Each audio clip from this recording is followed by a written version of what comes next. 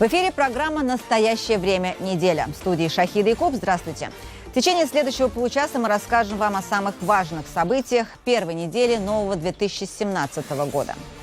Новогодний теракт в Стамбуле. Самое дерзкое нападение так называемого ИГИЛа в Турции за последний год. По мере того, как Турция интенсифицирует борьбу с ИГИЛом в Сирии, количество взрывов дома увеличивается. Авианосец «Адмирал Кузнецов» возвращается из Средиземного моря домой. Минобороны России считает, что операция крейсера в Сирии была успешной.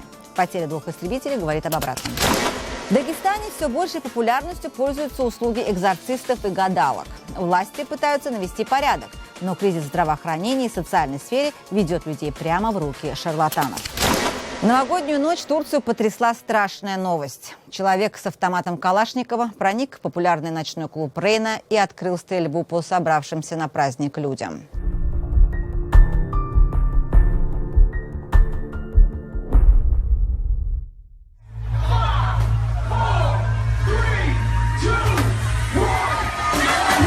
Как сообщает агентство Хабар-Тюрк, ссылаясь на свои источники, нападавший взял такси в консервативном районе Стамбула Зейтунбурну, доехал до клуба, выхватил автомат из чемодана и открыл огонь. Сначала по дверям клуба, а затем он ворвался в здание и бросил 2 гранаты.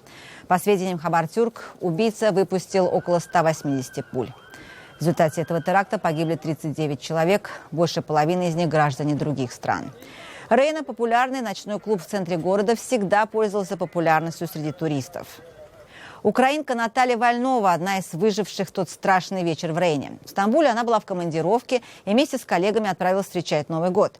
Наталья представить себе не могла, что в самом популярном и охраняемом ночном заведении Стамбула может случиться такое.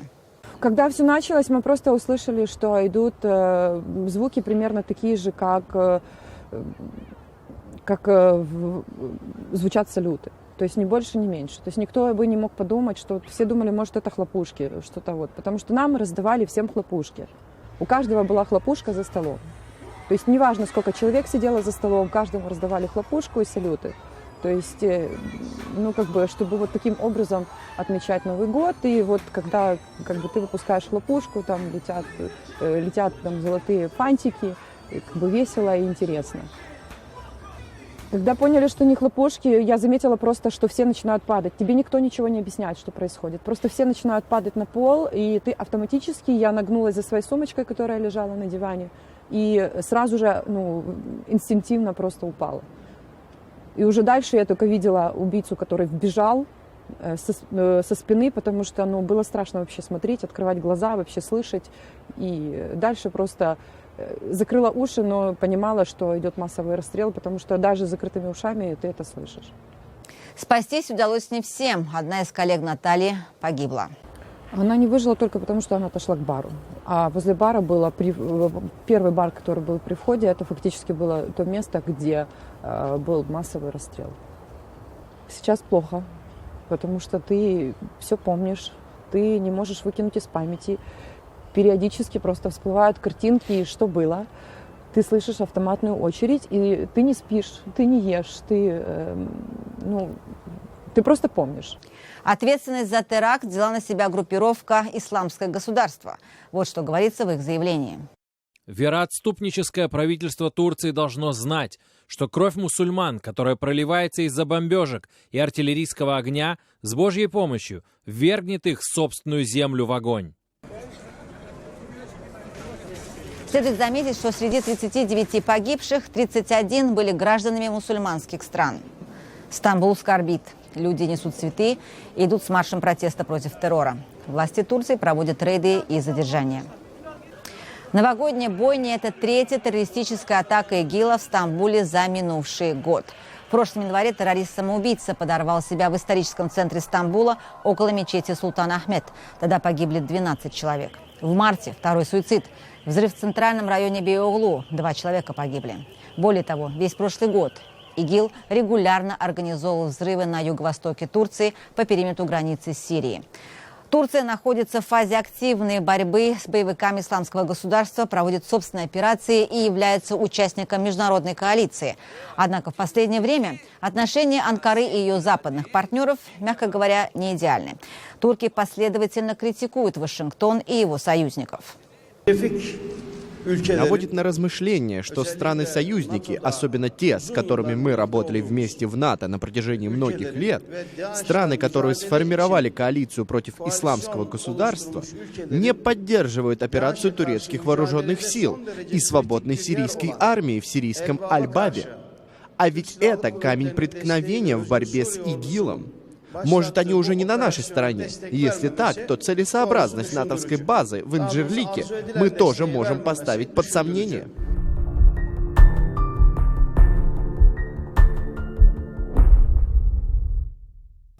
Турецкая контрразведка очень активна внутри страны. Постоянно появляются сообщения об аресте отдельных лиц и подпольных ячеек, связанных с ИГИЛом.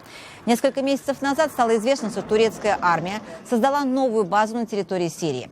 Задача – закрепиться в северных районах страны и уже оттуда наносить удары по позициям исламистов и курдских формирований. И вот на этом фоне налицо сближение официальной Анкары с Кремлем. После того, как правительственные сирийские войска сумели захватить Алеппо, Иран, Россия и Турция договорились о разделе зон влияния в Сирии. Поскольку союзники не помогли Турции, ее армия понесла потери в Северной Сирии, Турция начала идти на компромисс с Россией. В некоторой степени даже стала искать поддержку российской авиации с воздуха, чтобы завершить собственные операции. Турция сможет сохранить свое доминирующее положение на севере Сирии, а ее влияние на исход будущих мирных переговоров будет велико. Уже в ближайшее время в Астане пройдут переговоры о будущем Сирии. Обсуждать положение дел будут россияне, турки, сами сирийцы и иранцы. Представителей Запада в Казахстан не приглашали.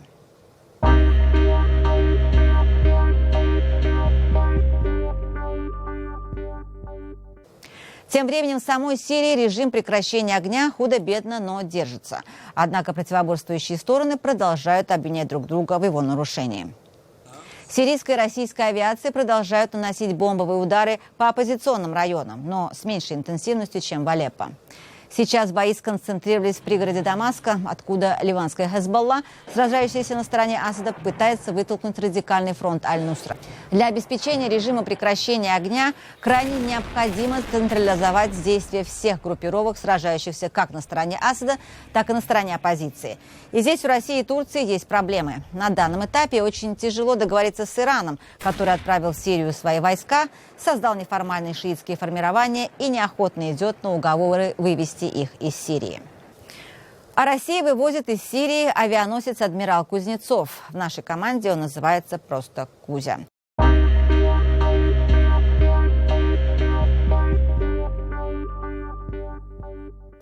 Единственный российский авианосец «Адмирал Кузнецов» прекращает участие в сирийской операции и отправляется обратно в порт Североморска. Именно там 3 месяца назад начался средиземноморский поход крейсера, который, судя по всему, станет для него последним. Минобороны России на неделе опубликовал очередное парадное видео об успешной миссии крейсера, совершенно забыв упомянуть о неудачах. Во-первых, авианосец еле до Сирии добрался, ну а потом 2 истребителя, которым не удалось совершить посадку ввиду технических проблем, вышли из строя. Чем запомнится, скорее всего, последнее путешествие адмирала Кузнецова? В материале Рената Давлетгильдиева. Дымит, как прогулочный пароход на человека, или это реинкарнация исландского вулкана Эйяфьядла-Екудль? Осенний конкурс на лучшую шутку в Твиттере про средиземноморский поход адмирала Кузнецова превратил планировавшуюся как триумфальную операцию Минобороны в мем, а военные потери, преследовавшие крейсер уже у сирийских берегов, окончательно потопили имидж единственного российского авианосца. Началось все 15 октября. Самый большой корабль российского флота морально устарел еще в 90-е. Пережил уже 5 ремонтов, но несмотря на все риски, его все-таки отправили в Сирию. В полдень адмирал Кузнецов вышел в поход из военно-морской базы в Североморске в сопровождении тяжелого атомного ракетного крейсера «Петр Великий» и других кораблей. Первые кадры похода Кузи появились, когда он проплывал Ла-Манш. Облака черного дыма, которые пускали трубы корабля, привлекли внимание сотен мировых СМИ и пользователей соцсетей. Хиты рубрики «Шутки за 300», «Крейсер работает на дровах» и на нем выбрали нового папу римского. В разгар похода на Сирию вдруг вместо черного дыма из труб повалил белый. Смешного мало, темный дым свидетельствовал о далеко не самом лучшем состоянии машин крейсера, а вместо нормальной для себя скорости в 29 узлов адмирал Кузнецов мог развить максимум 14. В итоге из-за тихоходности флагмана на переход к берегам Сирии ушел без малого месяц. Многие боялись, что адмирал Кузнецов вовсе не доплывет до сирийских берегов. Сперва его отказались дозаправлять в испанском порту Сеута, а затем в Мальте. Правда, в Минобороны тогда заверили, что никакая дозаправка кораблю и не нужна. До сирийских берегов Кузя доплыл к середине ноября. Крейсер в итоге заправляли с танкера прямо в море. Но тут начались новые неприятности. 14 ноября в воду упал новый истребитель МиГ-29КР. Весьма тривиально. У самолета просто закончилось топливо, пока пилот ждал разрешения на посадку. При этом самолет мог и уйти на другой аэродром, например, на российскую базу Хмеймим. Но командование решило рискнуть. 5 декабря, после обрыва троса во время посадки, в море оказался и тяжелый истребитель Су-33. Оба раза пилоты успели катапультироваться. Тем не менее, стоимость обоих потерянных самолетов порядка $100 миллионов. Уже 9 февраля крейсер должен оказаться обратно в порту прописки. Это значит, что не позже конца недели ему пора отправляться в путь. Соцсети ждут новых кадров прохождения Ла-Манша и черного дыма над Европой. А верфи Североморска готовятся к новому ремонту гордости российского флота. Министр иностранных дел Австрии, который в течение года будет возглавлять ОБСЕ, в качестве своей первой поездки выбрал Донбасс.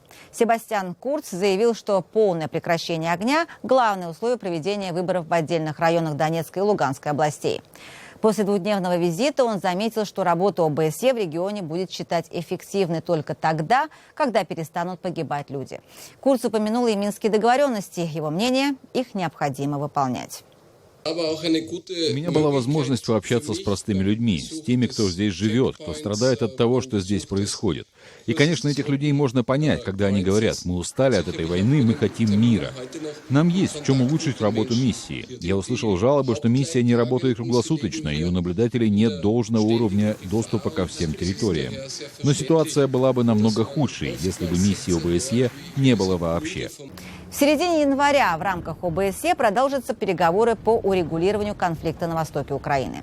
И своим визитом австрийский министр хотел привлечь к нему международное внимание и показать, этот вопрос не потерял своей актуальности. Глава МИД Украины Павел Климкин, сопровождавший Курца во время визита, заявил, что необходимо дать наблюдателям миссии ОБСЕ полный доступ к неконтролируемым Украиной территориям, а также к некоторым участкам границы.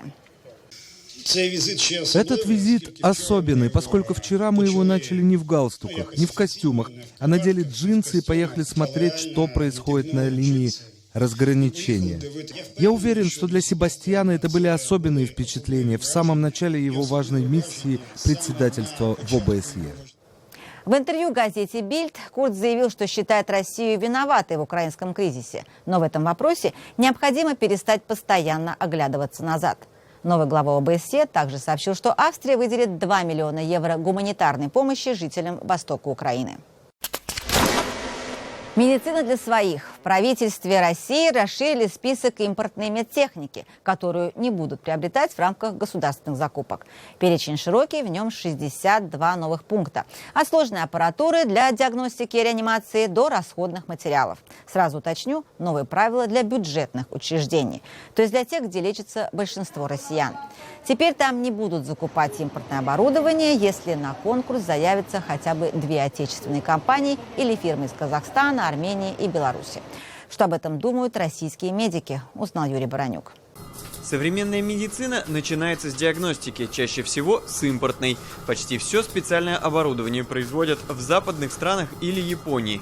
Врачи государственных клиник, именно для них опубликован правительственный перечень, говорят, работать без таких машин значит работать вслепую. Все современные методы обследования на сегодняшний день, конечно, без импортной аппаратуры абсолютно невозможно. Это касается и компьютерных томографов современных, и магнитно-резонансных, как вот этот наш аппарат. Если вы хотите делать обследование на высоком уровне, на современном уровне, то отечественной аппаратурой тут абсолютно не обойтись, даже аналогов в принципе не существует. Отрасли медицинской промышленности в принципе поделены исторически. Так, Швеция уже много лет лидирует в области ортопедических товаров. Немцы делают хорошие вертикализаторы для пациентов с диагнозом ДЦП, а диагностические технологии, как магнитно-резонансная томография, вообще удел всего нескольких брендов. Произвести хотя бы качественные аналоги комплектующих – очень сложная задача.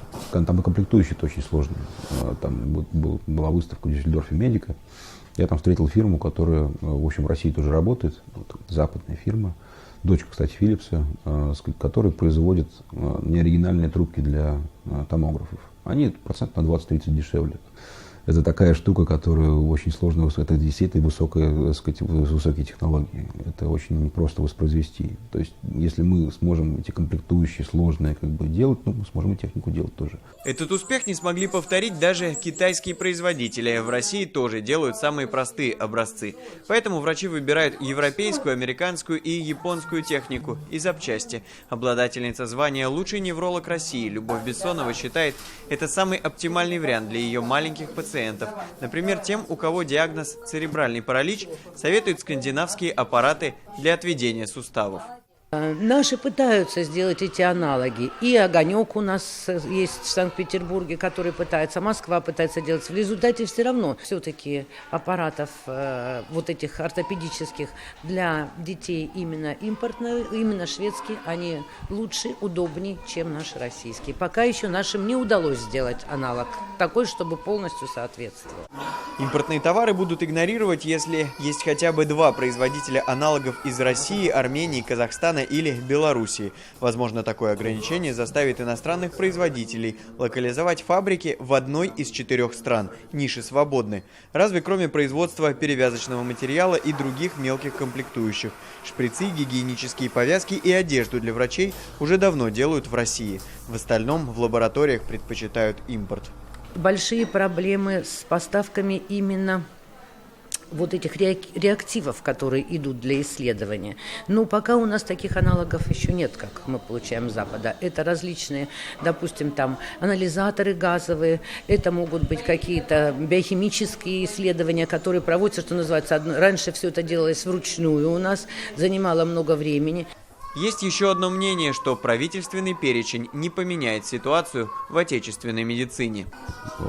Я какого-то великого криминала в этом постановлении не вижу, по той причине, что, грубо говоря, проблемы сейчас, прямо вот сейчас мы ее не увидим точно, эту проблему, по той причине, что ни импортные, ни неимпортные техники сейчас особо-то крупные не закупаются, потому что, денег-то нет. Это, в свою очередь, значит, что, скорее всего, россиянам придется делать выбор между бесплатной и платной медициной. Для коммерческих клиник ограничений на покупку аппаратуры в правительстве вводить не стали. Юрий Баранюк и Александр Глебов. Настоящее время. Санкт-Петербург. А пока дела в медицине традиционно развиваются не лучшим образом, Минздрав решил поддержать нетрадиционных лекарей. В этом году целители могут начать получать лицензии на занятия народной медициной, так же, как и традиционные врачи. Такие положения разрабатываются в Координационном совете по регулированию народной медицины при Минздраве. Кроме того, будет создан реестр разрешенных народных методов. Может быть, в него войдет и изгнание злых духов, активно практикующиеся в Дагестане. Здесь все большую популярность получают центры по оказанию оккультных услуг. Подробности у Халида Омарова.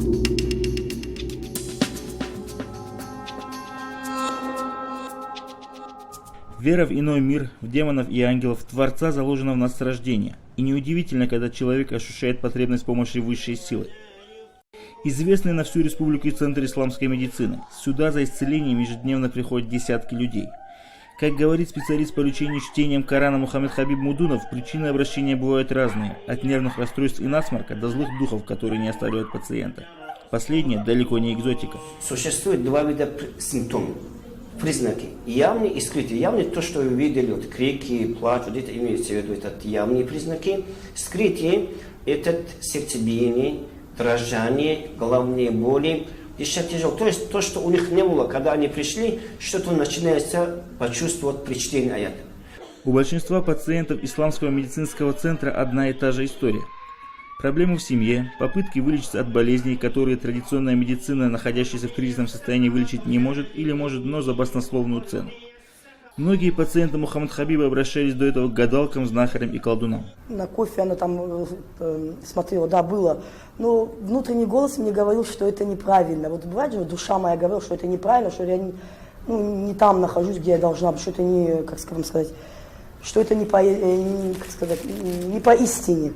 Что благополучие у меня никак не получалось, ни личной жизни, ни рабочей. Постоянно невезение было. А потом как-то посоветовали, может, эта одержимость джиннов. Этим людям повезло. Они последнюю инстанцию увидели именно в исламском центре. Но ведь не всегда прием ведут специалисты. Порой свою помощь предлагают люди, далекие от медицины, религии и культуры. Социальная неудовлетворенность, сложности с трудоустройством, желание улучшить свое благосостояние толкают граждан к занятиям магической практикой, а потом это завлекает. Иногда, предоставляя такие сомнительные услуги, они и сами не понимают, что творят. Мухаммад Сайфулаев – учитель Корана, в прошлом имам мечети, а сейчас практикует лечение чтением Корана. Он по роду своей деятельности часто встречается с представителями различных сторон оккультных баррикад. У меня, говорит, есть какая-то книжка, но там вот это есть вещи говорит, нарисованы. Я один раз сделал, два раза сделал, и это помогало, говорит он.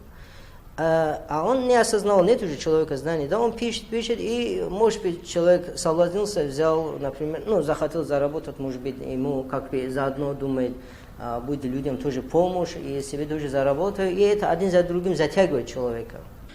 Причины популярности у населения различных оккультных салонов, по мнению заведующего отделом социологии в Институте истории ДНЦ РАН, в том, что у людей нет уверенности в завтрашнем дне. Иначе говоря, люди хотят верить в стабильность, хотя бы мнимую.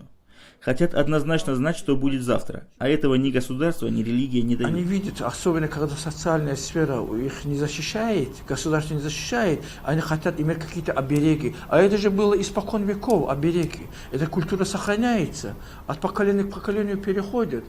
Имам может дать, он скажет, да, надеюсь на Аллаха, но он хочет вещественные доказательства этому, знак хочет иметь в себе.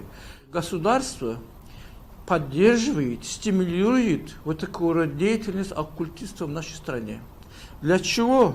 Я думаю, что чем бы они ни тешили себя, лишь бы государство не беспокоили. Да, им так удобно. Да. Ваша судьба, звезды определяют вашу судьбу, причем тут мы. Мы хотели увидеться с колдунами, магами и другими представителями данной экзотической сферы. Но они не афишируют свою деятельность, а их клиенты зачастую просто стесняются. Поэтому мы провели небольшой социальный опрос, чтобы узнать основные причины такого распространения рынка оккультных услуг и понять отношение людей к подобной деятельности. Скажите, пожалуйста, почему вот так много стало сейчас у нас колдунов, знахарей в Дагестане?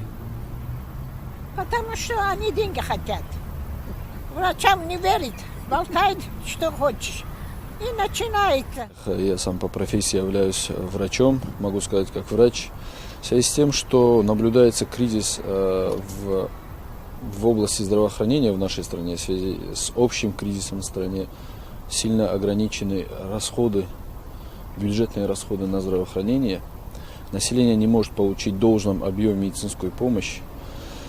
В связи с этим вырос интерес к нетрадиционной медицине. Мы не хотим навязывать свои выводы, но отметим, что сегодня на фоне множества социальных проблем растет количество салонов, практикующих оккультные услуги. И нужно обратить внимание на то, что их деятельность не лицензирована, следовательно, за последствия работы тоже никто не отвечает. Халид Амаров для «Настоящего времени». Это была программа «Настоящее время недели» и обзор главных событий первой недели Нового года. Все материалы этого и других выпусков вы можете найти на сайте currenttime.tv и в наших социальных сетях. Я Шахида Якуб. До свидания.